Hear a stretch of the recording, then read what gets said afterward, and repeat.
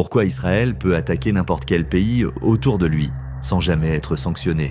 Et pourquoi, dès qu'un autre pays fait la même chose, là, c'est condamnation, sanction, scandale? Bienvenue, ici on analyse le droit. Si ce genre de contenu t'intéresse, pense à t'abonner. C'est bizarre, non? Et pourtant, regarde bien ce qui se passe aujourd'hui.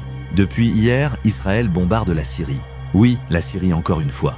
Ils ont même frappé un bâtiment symbolique, le palais présidentiel à Damas. Et pourquoi? Israël te dira que c'est pour sa sécurité nationale.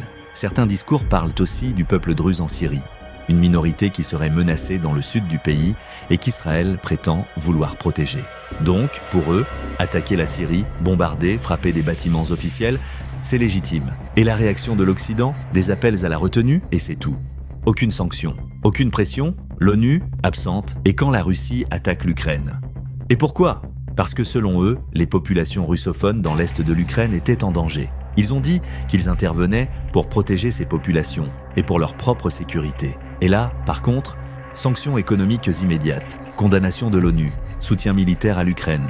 Et dans les médias, on parle de dictature, d'invasion, de crimes de guerre. Mais est-ce que tu vois la différence entre les deux situations? C'est pourtant la même excuse.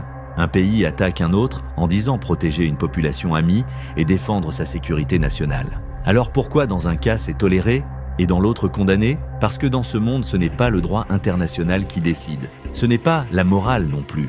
C'est juste une question d'alliance. Israël est un allié des États-Unis et de l'Europe. Donc, peu importe ce qu'ils font, on ferme les yeux.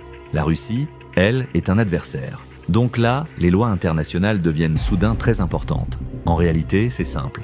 La justice internationale n'existe pas. Le droit, c'est une arme politique. Et tant que tu es un allié, tu peux bombarder qui tu veux. Mais si tu es un ennemi, tu seras puni. Et ça, on ne te le dit jamais. Laisse ton avis en commentaire.